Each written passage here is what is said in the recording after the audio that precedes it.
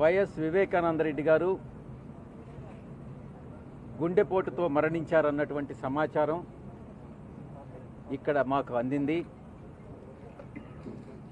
ఇప్పుడు ఆ తర్వాత వస్తున్నటువంటి సమాచారం ప్రకారం ఆ యొక్క దేహాన్ని అవన్నిటినీ కూడా పరిసర ప్రాంతాలన్నింటినీ కానీ పరిశీలించి చూసినట్లయితే మాకు వస్తున్నటువంటి సమాచారం ప్రకారం ఇది ఒక అనుమానాస్పద మృతిగా భావించడం జరిగింది. చిన్నారను బెడ్రూమ్లో బెడ్ పక్కన గొడ్డలతో నరకడం జరిగింది. జరిగిన తర్వాత తల మీదే దాదాపుగా 5 సార్లు గొడ్డలతో నరికాడు.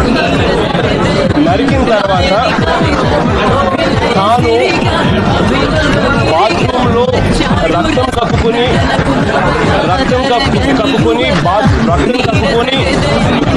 ఆ తర్వాత బాత్రూమ్కు తాను వెళ్ళి ఆ బాత్రూంలో రక్తం తక్కువైనందువల్ల మూర్చొచ్చి పడిపోయి కమోడును కొట్టుకుని చనిపోయినట్టుగా ఫ్యాబ్రికేట్ చేసేందుకు ఏకంగా చిన్నానను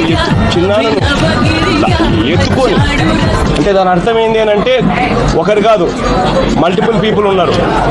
ఎత్తుకొని పోయి బెడ్రూమ్ నుంచి బెడ్ పక్కన నుంచి బాత్రూమ్ దాకా తీసుకుపోయారు.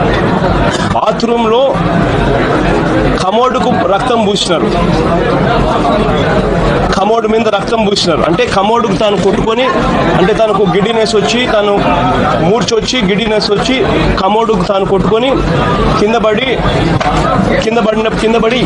ఎరకలు కూడా దెబ్బ తగిలి చనిపోయినట్టుగా చిత్రీకరించే కార్యక్రమం జరిగింది. మరి నేను అడుగుతా ఉన్నాను, ఇంత పకడ్బందీగా ఇక్కడ బెడ్రూమ్లో బెడ్ పక్కన అటాక్ చేసి మళ్ళీ అదే మనిషిని ఎత్తుకొని పోయి మళ్ళీ బాత్రూంలో మళ్ళీ యాక్ట్ని ఎనాక్ట్ చేసి మళ్ళీ అక్కడ కమోడ్ మీద రక్తాన్ని కూడా చూపిస్తూ అక్కడ స్పృహ తప్పి పడిపోయే క్రమంలో తాను చనిపోయినాడు అని ఫ్యాబ్రికేట్ చేస్తా ఉన్నప్పుడు